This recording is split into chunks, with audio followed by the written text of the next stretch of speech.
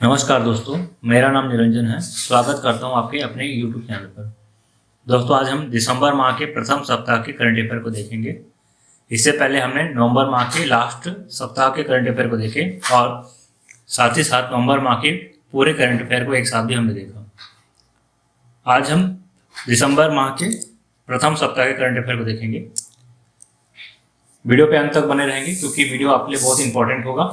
ठीक है, क्योंकि करंट अफेयर से संबंधित क्वेश्चन आपके एग्जाम में देखने को मिलता है। तो यहाँ पे वही क्वेश्चन लिया गया है जो एग्जाम में आने की ज़्यादा चांसेस रखता है। ठीक, तो चलिए वीडियो को शुरू करते हैं। देखिए, विश्व बैंक की सहायता से भारत के किस राज्य में आर्टिफिशियल इंटेलिजेंस केंद्र स्थापित किया गया है?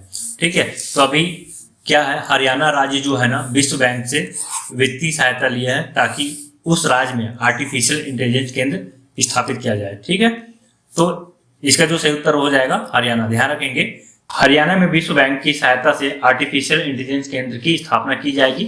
इससे युवाओं को आर्टिफिशियल इंटेलिजेंस और आधुनिक तकनीक का कौशल उपलब्ध कराने में मदद मिलेगी। ठीक है, इसमें क्या होगा, आधुनिक तकनीकी कौशल का विकास किया जाएगा। आपको पता ही होगा कि जो आर्टिफिशियल इंटेलिजेंस जो है अभी जो सेवा के क्षेत्र में जो है बहुत ज्यादा ही उभर के सामने आया है और इसके बहुत सारे बेनिफिट हमें देखने को मिलता है।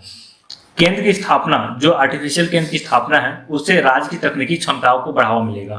ठीक है, आर्टिफिशियल इंटेलिजेंस का आज प्रयोग हर जगह हो रहा है, खासतौर पे आईटी सेक्टर में। ठीक है, तो इसी चीज को और आगे बढ़ावा देने के लिए जो है हरियाणा जो है विश्व बैंक से वित्तीय सहायता लिया हुआ है। ठीक, देखिए, इसमें तकनीकी क्षमताओं को बढ़ावा मिलने के साथ साथ डिजिटल अर्थव्यवस्थाओं के विकास में योगदान मिलने की संभावना भी बढ़ेगी, है ना। देखिए, दूसरा क्वेश्चन देख लीजिए। दिसंबर 2024 में किस राज्य सरकार ने प्रयागराज के महाकुंभ क्षेत्र को एक अस्थायी जिला घोषित किया है? आपको पता होगा कि प्रयागराज में अभी 2025 में जो है कुंभ मेला का आयोजन किया जाएगा और ये जो प्रयागराज है उत्तर प्रदेश में पड़ता है। तो प्रयागराज जो क्षेत्र है इसको जो है वहां की जो सरकार है अस्थायी जिला घोषित किया हुआ है। देखिए, प्रयागराज के महाकुंभ मेला क्षेत्र को यूपी सरकार ने एक अस्थायी जिला घोषित किया है। प्रयागराज में महाकुंभ की तैयारियों और प्रशासन को सुचारू रूप से चलाने के लिए यह एक अस्थायी जिला बनाया गया है। ठीक है, प्रशासन को सुचारू रूप से चलाने के लिए। देखिए, जब वहां मेला चलेगा, प्रयागराज में कुंभ मेला चलेगा, तो देखिए वहां पे बहुत ज्यादा भीड़ होगा। तो वहां पे कानून व्यवस्था को बनाए रखने के लिए खास तौर पे उस क्षेत्र को अस्थायी जिला घोषित किया गया है ताकि वहां पे एक एसपी और एक जो है कलेक्टर उस क्षेत्र को या उस क्षेत्र पे कानून व्यवस्था को बनाए। ठीक है, देखिए, इसमें डिस्ट्रिक्ट मजिस्ट्रेट यानी कि कलेक्टर हो गया, एसपी, मजिस्ट्रेट जैसे सभी पद सृजित किए गए हैं। ठीक, जैसे एक जिला में जितने सारे पद होते हैं प्रमुख पद, उन प्रमुख पदों को भी यहाँ पे सृजित किया गया है। ठीक, इस नए जिले को 4 तहसील क्षेत्रों के 67 गांव को जोड़कर बनाया गया है। ठीक है, तो ये जो अस्थायी रूप से जो प्रयागराज को बनाया गया है जिला, इसमें 4 तहसील है और इसमें जो है टोटल 4 तहसील में 67 गांव है। ठीक है, प्रत्येक 12 वर्ष में एक बार महाकुंभ का आयोजन किया जाता है। इस बार प्रयागराज में 13 जनवरी से 26 फरवरी 2025 तक आयोजित किया जाएगा। ध्यान रखेंगे, ये बहुत ही इंपॉर्टेंट है। 12 वर्ष में जो है महाकुंभ का आयोजन किया जाता है। देखिए, एक होता है कुंभ मेला और दूसरा होता है महाकुंभ मेला। तो ये जो महाकुंभ मेला जो है वो 12 वर्ष में होता है। तो प्रयागराज यानी कि उत्तर प्रदेश में 13 जनवरी से 26 फरवरी 2025 तक जो है महाकुंभ का आयोजन किया जाएगा। ठीक, तो ये देखिए टॉपिक बहुत इंपॉर्टेंट है, इसे आप अच्छे से नोट भी कर सकते हैं चाहे तो आप, है ना। देखिए, यदि हम उत्तर प्रदेश की बात करें तो उत्तर प्रदेश की राजधानी लखनऊ है। यहाँ के मुख्यमंत्री योगी आदित्यनाथ है जो कि बीजेपी से हैं। ठीक है, भाजपा पार्टी से हैं। राज्यपाल की बात करें तो आनंदीबेन पटेल है और यहाँ के प्रमुख जो नेशनल पार्क है दुधवा नेशनल पार्क और पीलीभीत नेशनल पार्क है। चलिए अगला क्वेश्चन देखिए। भारत और किस देश के बीच द्विपक्षीय संयुक्त सैन्य अभ्यास हरिमो शक्ति का आयोजन किया गया है? ठीक है, तो आपको बताना है कि भारत और किस देश के साथ जो है ये द्विपक्षीय अभ्यास जो है हरिमो शक्ति का आयोजन किया गया है। तो देखिए इसका जो सही उत्तर हो जाएगा option number D, Malaysia. Bharat और मलेशिया ने 2 दिसंबर 2024 को मलेशिया के पहांग जिले के बैटिंग कैंप में द्विपक्षीय संयुक्त सैन्य अभ्यास हरिमो शक्ति शुरू किया है। देखिए, जो द्विपक्षीय सैन्य अभ्यास होता है ये सेना को प्रशिक्षित करने के लिए और आने वाली चुनौतियों उसके लिए प्रशिक्षित होने के लिए इस तरह का संयुक्त अभ्यास किया जाता है। ठीक, तो संयुक्त अभ्यास बहुत ही इंपॉर्टेंट होता है। देखिए, इस वार्षिक द्विपक्षीय अभ्यास का 2024 संस्करण जो है 2 से 15 दिसंबर 2024 तक आयोजित किया जाएगा। कहाँ आयोजित किया जाएगा? तो मलेशिया के पहांग जिले में। संयुक्त युद्ध अभ्यास का उद्देश्य दोनों सशस्त्र बलों के बीच अधिक तालमेल, अंतर संचालन क्षमता को बढ़ावा देना है। ठीक है, तो इसके मुख्य उद्देश्य कहाँ हो रहा है? तो मलेशिया में हो रहा है। किन दो देशों के बीच हो रहा है? तो भारत और मलेशिया के बीच हो रहा है। ठीक, देखिए यदि हम मलेशिया की बात करें तो मलेशिया की राजधानी है कुआलालंपुर, मुद्रा है मलेशियाई रिगित और प्रधानमंत्री है अनवर इब्राहिम। चलिए अगला क्वेश्चन देखिए, ये भी संयुक्त अभ्यास से है। भारत और किस देश के बीच पहला संयुक्त अभ्यास सिनबैक्स आयोजित हुआ है? ध्यान रखेंगे, ये बहुत ही इंपॉर्टेंट हो जाएगा आपके लिए, क्योंकि ये जो अभ्यास है पहला है, इसका जो है ये पहला संस्करण आयोजित हो रहा है। ठीक है, तो इसका जो सही उत्तर हो जाएगा ऑप्शन नंबर डी, कंबोडिया। तो भारत और कंबोडिया के बीच जो है पहला संयुक्त अभ्यास सिनबैक्स आयोजित हो रहा है। देखिए, भारत कंबोडिया का पहला संयुक्त टेबल टॉप अभ्यास सिनबैक्स 1 दिसंबर 2024 को विदेशी प्रशिक्षण नोड पुणे महाराष्ट्र में शुरू हुआ है। तो कहाँ प्रारंभ हुआ है? तो पुणे महाराष्ट्र में प्रारंभ हुआ है। टेबल टॉप अभ्यास है, ध्यान रखेंगे ये किस टाइप का अभ्यास है? तो टेबल टॉप अभ्यास है। देखिए, दोनों देशों की सेनाओं के बीच यह पहला सिनबैक्स अभ्यास 1 से 18 दिसंबर 2024 तक आयोजित किया जाएगा। पहले सिनबैक्स अभ्यास में भारतीय सेना की इन्फेंट्री ब्रिगेड के 20 सदस्य और 20 कंबोडियाई सेनाकर्मी भाग ले रहे हैं। तो इसको ध्यान रखेंगे, और खासतौर पे यहाँ पे जो टेबल टॉप अभ्यास है ये अपने में नवीन पद्धति है अभ्यास का। देखिए, यदि हम कंबोडिया की राजधानी की बात करें तो यहाँ की राजधानी है नोम पेन, मुद्रा है कंबोडियन रियल, यहाँ के राजा है नोरोडोम सिहामुनी। ठीक, तो ये कंबोडिया के बारे से 3 फैक्ट है, इसको भी आप ध्यान में रख लीजिएगा। चलिए अगला क्वेश्चन देखिए, बहुत इंपॉर्टेंट क्वेश्चन है, इसको हाईलाइट कर लीजिएगा। सैयद मोदी अंतरराष्ट्रीय बैडमिंटन प्रतियोगिता 2024 का पुरुष वर्ग का खिताब किसने जीता है? ठीक है, तो हाल ही में सैयद मोदी अंतरराष्ट्रीय बैडमिंटन प्रतियोगिता का समापन हुआ है, जिसमें पुरुष वर्ग के जो विजेता है ये लक्ष्य सेन है। ठीक है, वही महिला विजेता की बात करें तो पीवी सिंधु है। ठीक, तो इसका जो सही उत्तर हो जाएगा लक्ष्य सेन। चलिए इसके बारे से और कुछ देख लेते हैं। भारत के शीर्ष बैडमिंटन खिलाड़ी लक्ष्य सेन ने 2024 सैयद मोदी अंतरराष्ट्रीय बैडमिंटन प्रतियोगिता का पुरुष वर्ग का खिताब जीता है। 2024 पेरिस ओलंपिक के सेमीफाइनल में हारने वाले लक्ष्य सेन ने लखनऊ में 2024 सैयद मोदी अंतरराष्ट्रीय बैडमिंटन टूर्नामेंट का एकल खिताब जीतकर अपने कैरियर का 5वां BWF एकल खिताब जीता है। तो जो लक्ष्य सेन है फाइनल में सिंगापुर के जिया हेंग जेसन को हराकर जो है इस खिताब को अपने नाम किया है। ठीक है, तो ध्यान रखिएगा, सैयद मोदी अंतरराष्ट्रीय बैडमिंटन प्रतियोगिता के पुरुष वर्ग के विजेता है लक्ष्य सेन। ठीक, चलिए देखिए, अब इसमें महिला वर्ग का खिताब किसने जीता है? खेल तो वही है, सैयद मोदी अंतरराष्ट्रीय बैडमिंटन प्रतियोगिता। तो महिला वर्ग का जो खिताब है पीवी सिंधु ने अपने नाम किया है। देखिए, पीवी सिंधु जो है महिला वर्ग का खिताब जीती है, तो किसे हराकर जीती है? तो देखिए, ये भी चीन के खिलाड़ी जो है ऊ लुओ यू को हराकर इस खिताब को अपने नाम की है। देखिए, ये जो प्रतियोगिता है कहाँ आयोजन हुआ है? तो देखिए, इसका जो आयोजन है उत्तर प्रदेश के लखनऊ में आयोजित हुआ है। ठीक है, हालांकि यहाँ पे ये तो नहीं पूछा जाएगा कि कहाँ आयोजित हुआ है, लेकिन फिर भी से आप ध्यान रख लीजिएगा कि उत्तर प्रदेश में आयोजित हुआ है। ठीक है, पुरुष वर्ग में कौन है विजेता? लक्ष्य सेन, और महिला वर्ग में विजेता है पीवी सिंधु। चलिए, BWF यानी कि बैडमिंटन वर्ल्ड फेडरेशन, ये जो है दुनिया का बैडमिंटन खेल का शासी निकाय है। तो ध्यान रखिएगा कि बैडमिंटन से संबंधित जो भी खेल होता है तो उसको ऑर्गेनाइज कराने वाले हैं BWF यानी कि बैडमिंटन वर्ल्ड फेडरेशन। जैसे कि आप जानते होंगे कि जो क्रिकेट है उसका जो मुख्य है, हमारे यदि भारत की बात करें तो BCCI है। ठीक है, यह भारत देश में जो क्रिकेट के प्रशासन से संबंधित जो भी चीजें है उसका देखरेख BCCI के द्वारा होता है। वही हम अंतर्राष्ट्रीय स्तर पे बात करें तो ICC के द्वारा किया जाता है। ठीक, तो देखिए, बैडमिंटन का जो है बैडमिंटन वर्ल्ड फेडरेशन के द्वारा इसका आयोजन किया जाता है, और जो बैडमिंटन वर्ल्ड फेडरेशन है इसकी स्थापना 1934 में लंदन में होता है। ठीक है, इसका मुख्यालय मलेशिया में है, कुआलालंपुर में, और इसके वर्तमान अध्यक्ष है पॉल हेरिक होयर लार्सन। ठीक है, जो कि डेनमार्क के रहने वाले हैं।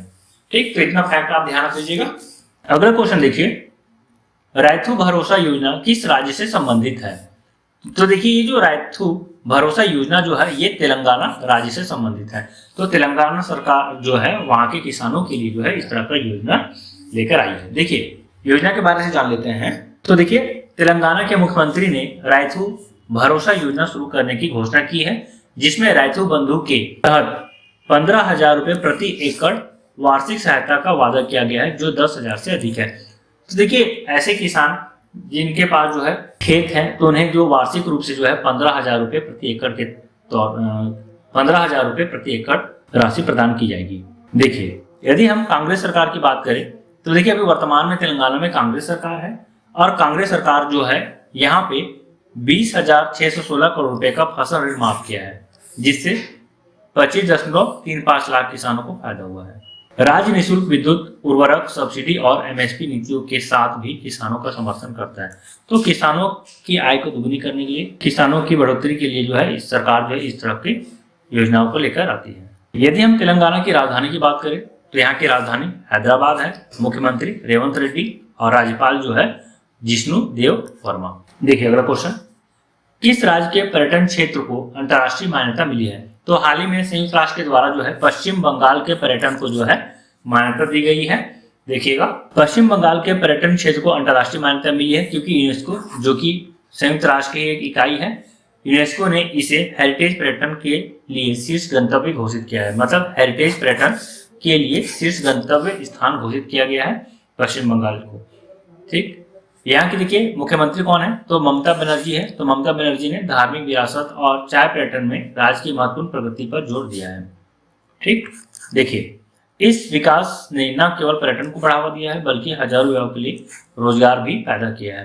तो ध्यान रखिएगा कि यूनेस्को के द्वारा जो है हेरिटेज पर्यटन के लिए शीर्ष गंतव्य स्थान किस राज्य को घोषित किया है? तो इसका सही उत्तर हो जाएगा पश्चिम बंगाल।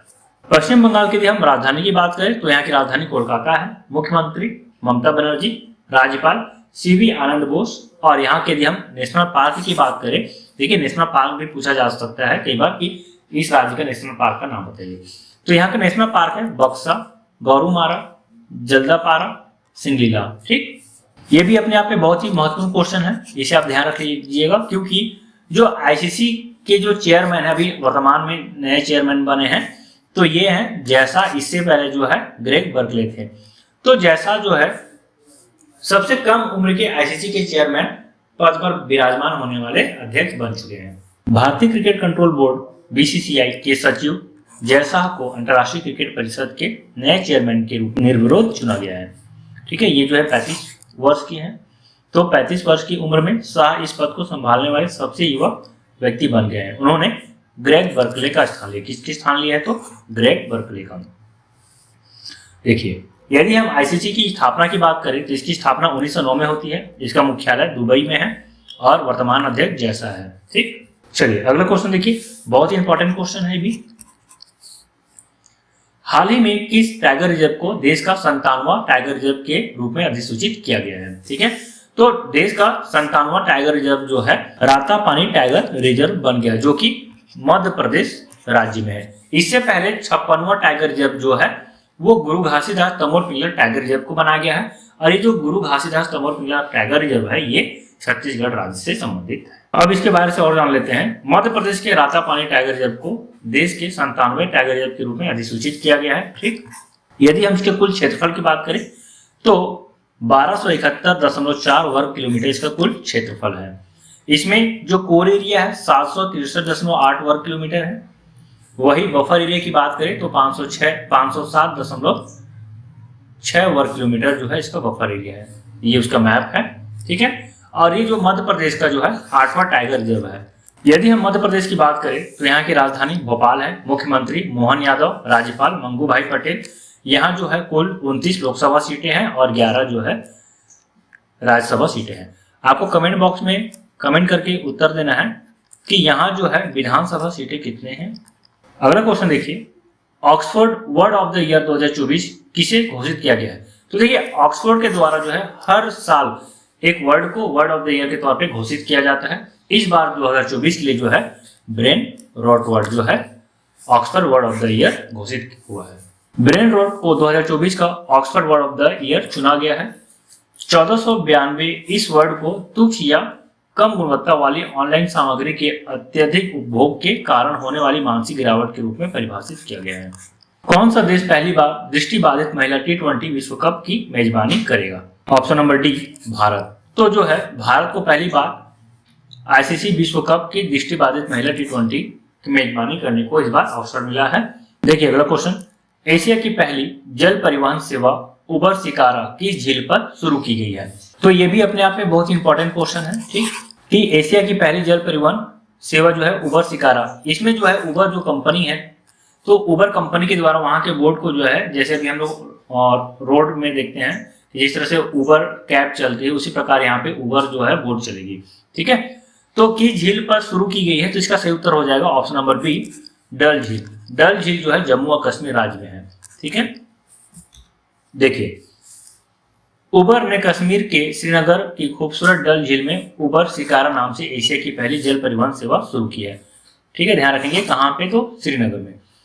इस सेवा का उद्देश्य कश्मीर की सांस्कृतिक विरासत को तकनीक के साथ जोड़ते हुए पर्यटन को बढ़ावा देना और पर्यटकों के लिए शिकारा अनुभव को सहज और परेशानी मुक्त बनाना है। शिकारा क्या है? एक प्रकार का बोट है, आप यहाँ पे इमेज में देख सकते हैं, ये जो बोट है इसे ही शिकारा कहा गया है। चलिए अगला क्वेश्चन देखिए, भारतीय नौसेना दिवस कब मनाया जाता है? देखिए भारतीय नौसेना दिवस जो है प्रति वर्ष 4 दिसंबर को मनाया जाता है। देखिए हर वर्ष 4 दिसंबर को भारतीय नौसेना दिवस मनाया जाता है। यह दिन भारतीय नौसेना की वीरता, समर्पण और देश की समुद्री सीमाओं की रक्षा में उसकी भूमिका को सम्मानित करने के लिए मनाया जाता है। यदि हम भारतीय नौसेना की बात करें तो देखिए इसकी स्थापना जो है 1934 में होता है। इसका मुख्यालय नई दिल्ली में है और वर्तमान में नौसेना प्रमुख जो है दिनेश कुमार त्रिपाठी जी है, ठीक। तो यहाँ पे 2 चीज याद रख लीजिएगा, नौसेना दिवस जो है 4 दिसंबर को प्रतिवर्ष मनाया जाता है और इसके जो प्रमुख है दिनेश कुमार त्रिपाठी है। ESA यानी कि यूरोपीय स्पेस एजेंसी ने किस अंतरिक्ष एजेंसी के माध्यम से प्रोबा 3 मिशन को लॉन्च किया है? ठीक है, तो हाल ही में प्रोबा 3 मिशन लॉन्च किया गया है जो कि सूर्य का अध्ययन करेगा, ठीक। तो इस मिशन को लॉन्च करने वाले हैं इसरो। तो यूरोपीय स्पेस एजेंसी जो है अपनी प्रोबा 3 मिशन को इसरो के माध्यम से लॉन्च कर रहा है। देखिए PROBA 3 project for onboard autonomy mission है। ये जो मिशन जो है इसरो के प्रक्षेपण यान PSLV-C59 के द्वारा जो है प्रक्षेपित किया गया है। इस प्रक्षेपण यान को आप याद रख लीजिएगा क्योंकि एग्जाम में पूछा जाता है कि किस प्रक्षेपण यान के द्वारा जो है प्रक्षेपित किया गया है, ठीक है। तो ये इंपॉर्टेंट है। दूसरा जो है कहां से प्रक्षेपित किया गया है, तो देखिए ये आंध्र प्रदेश के श्रीहरिकोटा से प्रक्षेपित किया गया है और इसका जो मुख्य कार्य है प्रोबा 3 मिशन में लॉन्च उपग्रह जो है कृत्रिम सूर्यग्रह की स्थिति बनाएगा, ठीक है। कृत्रिम सूर्यग्रह की स्थितियां बनाएंगे ताकि सूर्य की बाहरी परत यानी कोरोना का अध्ययन किया जा सके, ठीक है। इस मिशन में यानी प्रोबा 3 मिशन में 2 उपग्रह शामिल है। पहला जो है कोरोनोग्राफ और दूसरा जो है आकुल्टर।